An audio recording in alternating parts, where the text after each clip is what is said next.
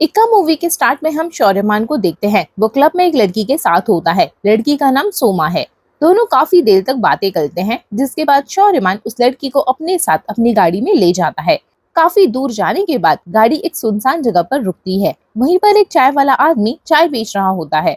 वो आदमी चाय लेकर गाड़ी के पास जाता है। जैसे ही वो दरवाजे के पास पहुंचने वाला था, वैसे ही वहां से सोमा गिरती है और वो गाड़ी वहां से चली जाती है। किसी ने सोमा को बुरी तरह से घायल करके वहां पर गिरा दिया था। इसी के साथ सीन कट होता है। अब हम स्विमिंग कंपटीशन को देखते हैं। इसमें समायरा नाम की एक लड़की भी पार्टिसिपेट करती है, लेकिन स्विमिंग के दौरान अचानक पता नहीं कैसे उसके मुंह से खून निकलने लगता है और उसे जल्दी हॉस्पिटल ले जाया जाता है। उसकी माँ अवंतिका तुरंत उसे लेकर हॉस्पिटल पहुंचती है। अब हम अर्जुन मेहरा को देखते हैं, जो कि एक मशहूर लॉयर है। उन्होंने अपनी प्रोफाइल इस तरह से सेट की है कि वो हमेशा झूठ के खिलाफ ही लड़ते हैं।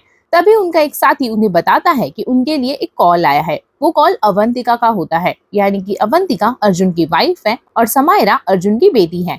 सब सुनने के बाद अर्जुन तुरंत ही सब छोड़कर हॉस्पिटल पहुंच जाता है। डॉक्टर बताते हैं कि ये दरअसल कॉमन नहीं है, इसके आगे की रिपोर्ट आएगी तभी हम कुछ कह सकते हैं। लेकिन डॉक्टर एक अजीब बात पूछता है कि क्या ये बच्ची आप दोनों की है। ये बात दोनों को ही कुछ अजीब से लगती है।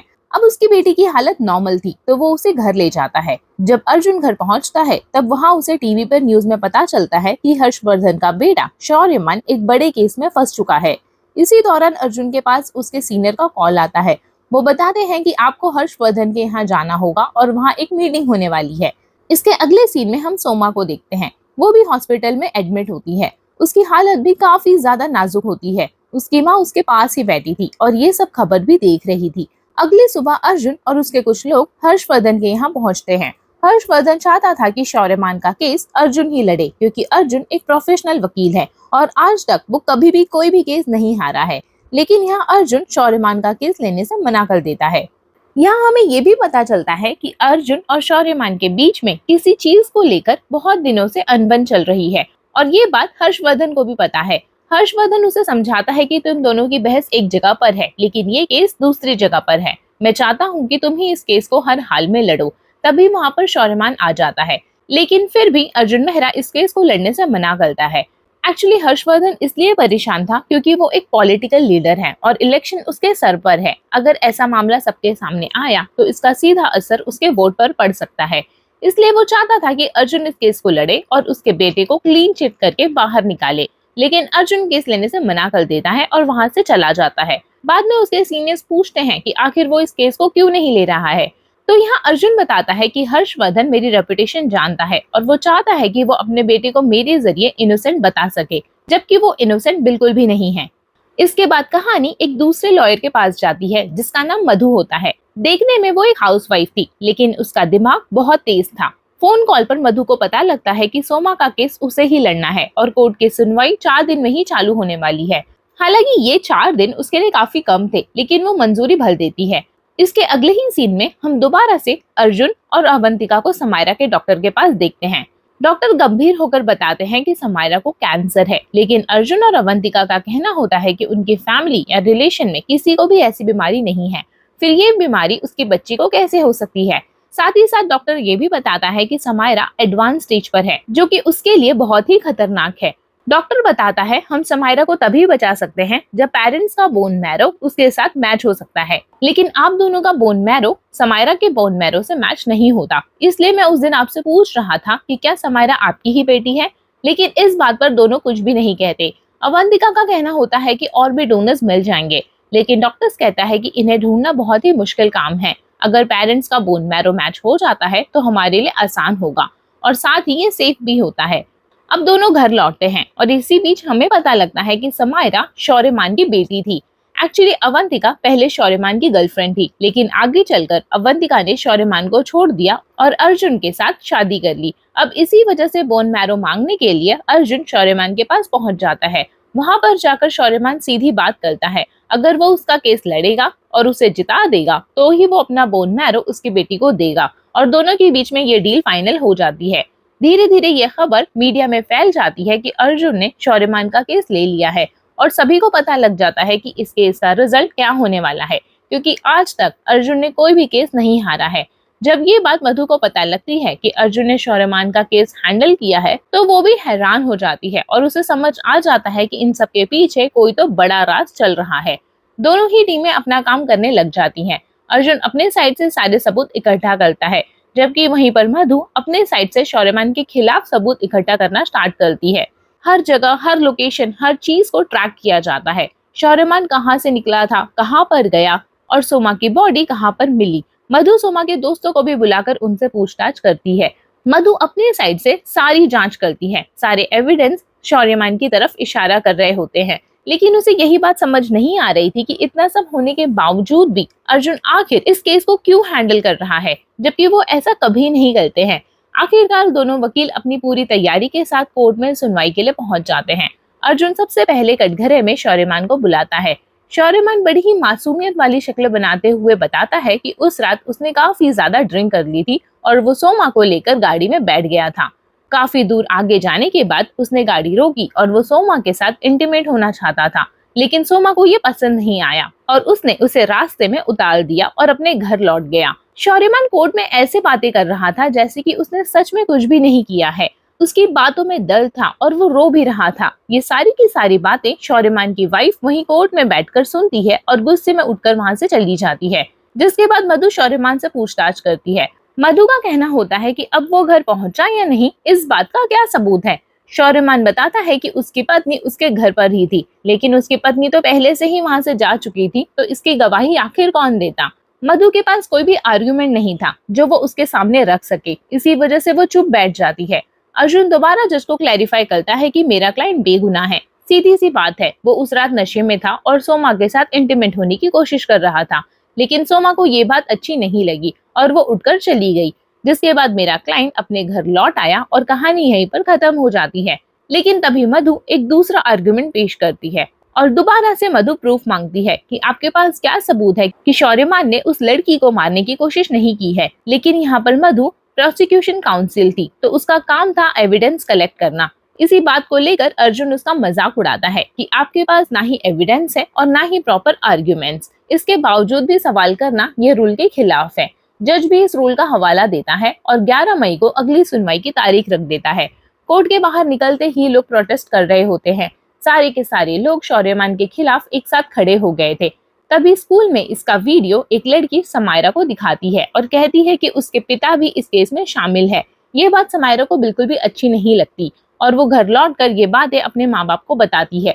वो तीनों साथ बैठे होते हैं। तभी समायरा की नाक से दोबारा से खून आने लगता है और सभी एक बार फिर से घबरा जाते हैं। कोर्ट की अगली सुनवाई में मधु विजय कामते को लेकर आती है, जो कि वही चाय वाला था। चाय वाले को कोर्ट में बुलाया जाता है और वो कटघड़ी में खड़ा होकर बताता है कि मैं सोमवार के दिन चाय लेकर गाड़ी के पास जा रहा था, लेकिन अचानक गाड़ी का दरवाजा खुलता है और सोमा खून से लथपथ हालत में गाड़ी से नीचे गिरती है। जिसके बाद वो गाड़ी वहां से चली जाती है।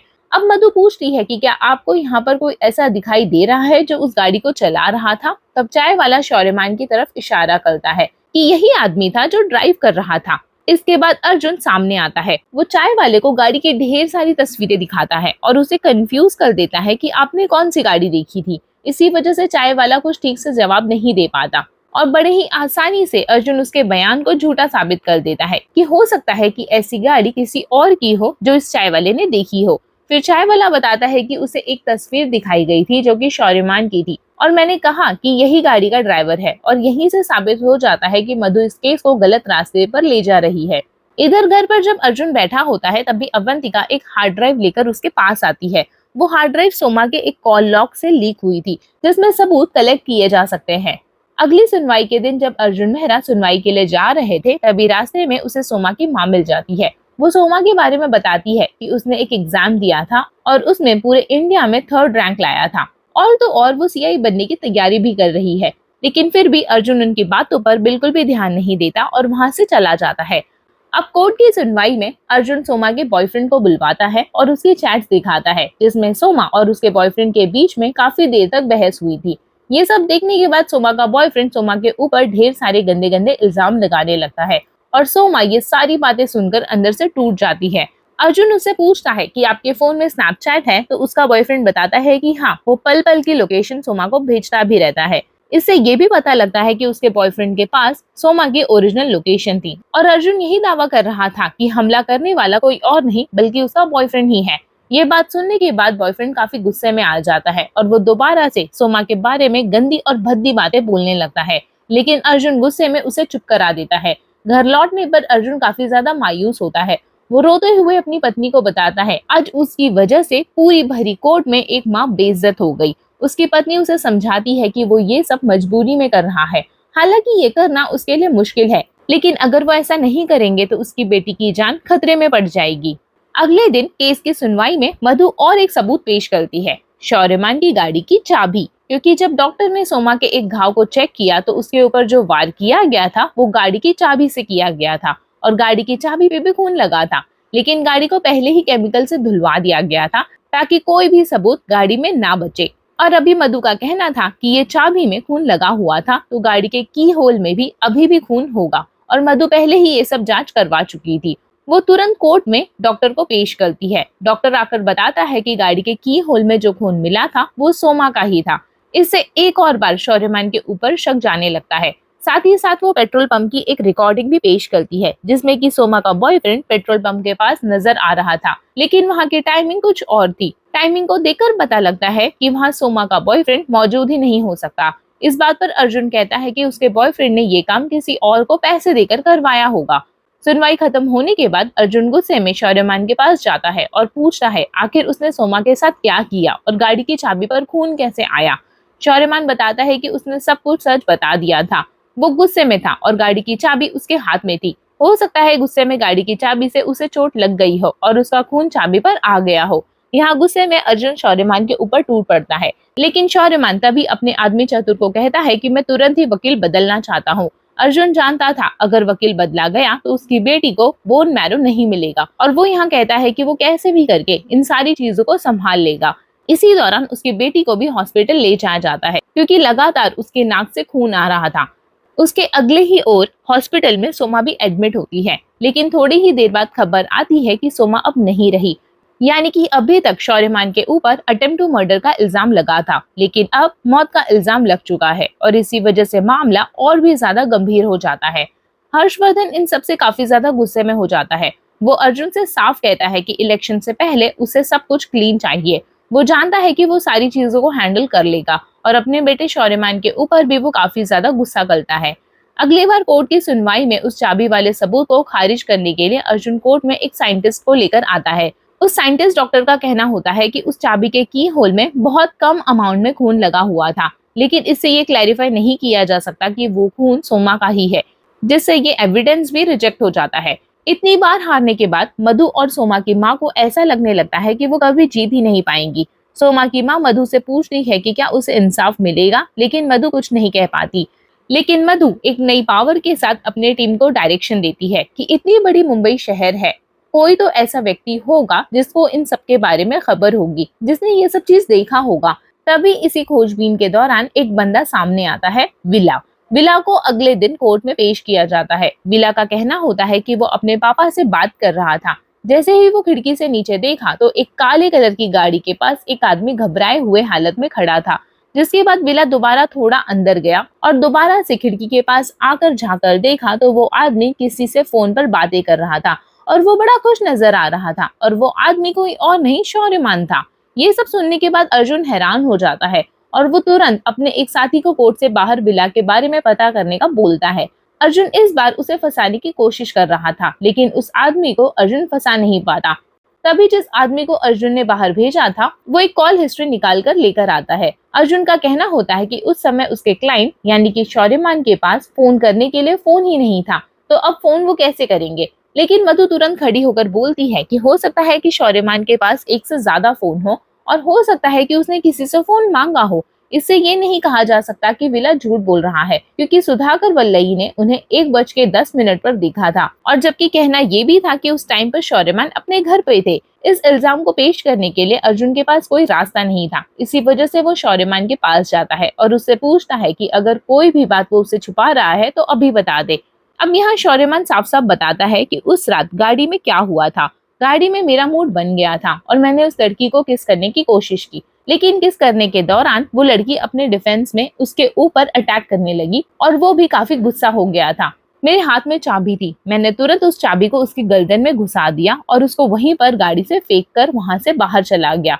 जिसके बाद मैं सुधाकर विला के घर के सामने रुका और वहां पर एक भिखारी से फोन लेकर बात करने लगा। यानी कि सुधाकर जो भी कुछ बोल रहा था वो सब सही बोल रहा था। इसके बाद अर्जुन उस लोकेशन पर जाता है जहाँ पर सुधाकर का घर था। वहां पर वो जाकर सारी लोकेशन देखता है और हर एक चीज को ऑब्जर्व करता है।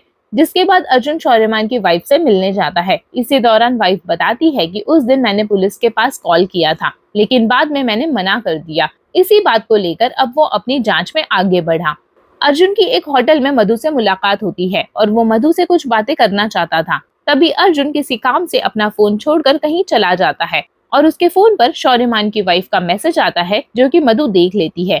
अब इसके अगले ही दिन मधु शौर्यमान की वाइफ को कटघरे में बुलवाती है और उनसे पूछताछ करने लगती है। शौर्यमान की वाइफ बताती है कि उसने पुलिस को कॉल किया था। शौर्यमान की पत्नी का कहना था कि उस रात शौर्यमान 4 बजे पहुंचा था, जबकि पहली बार जब शौर्यमान की पत्नी ने गवाही दी थी तो उसने लिखवाया था कि शौर्य 1 बजे घर पहुंच गया था। इस बात पर वो बताती है कि वो उस टाइम काफी ज्यादा डर गई थी क्योंकि उसकी फैमिली काफी ज्यादा पावरफुल थी। लेकिन जब सोमा की डेथ हो गई तो मुझे बहुत बुरा लगा।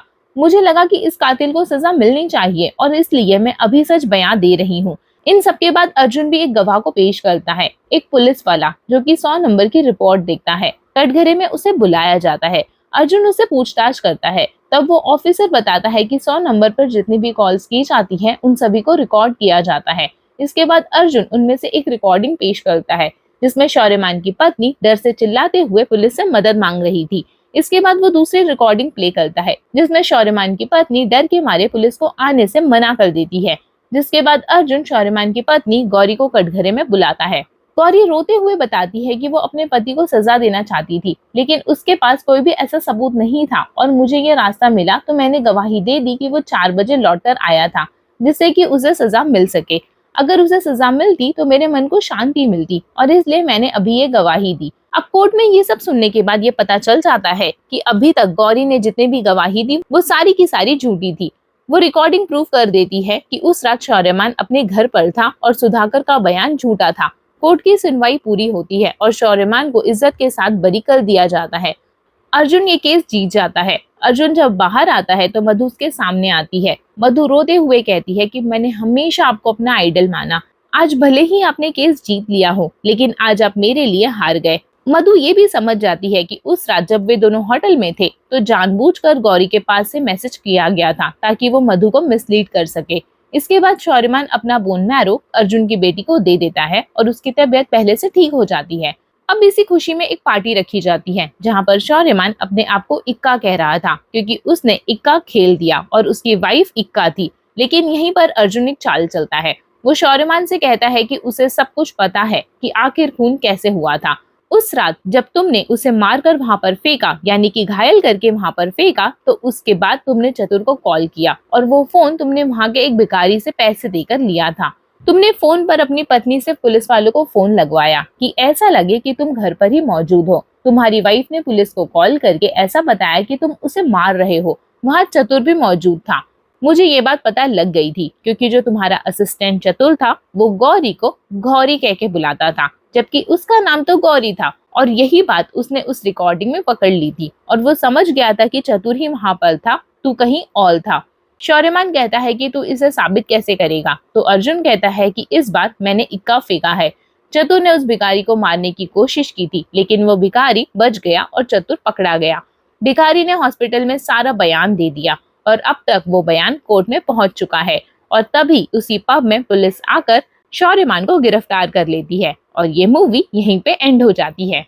अगर आपको ये एक्सप्लेनेशन पसंद आया हो तो प्लीज इस वीडियो को लाइक करें, ज्यादा से ज्यादा शेयर करें, मेरे चैनल को सब्सक्राइब करें और बेल आइकन को प्रेस करना ना भूलें। कमेंट में मुझे बताइए कि आपको ये मूवी कैसी लगी। मिलती हूँ आपसे नेक्स्ट वीडियो में, तब तक के लिए बाय बाय।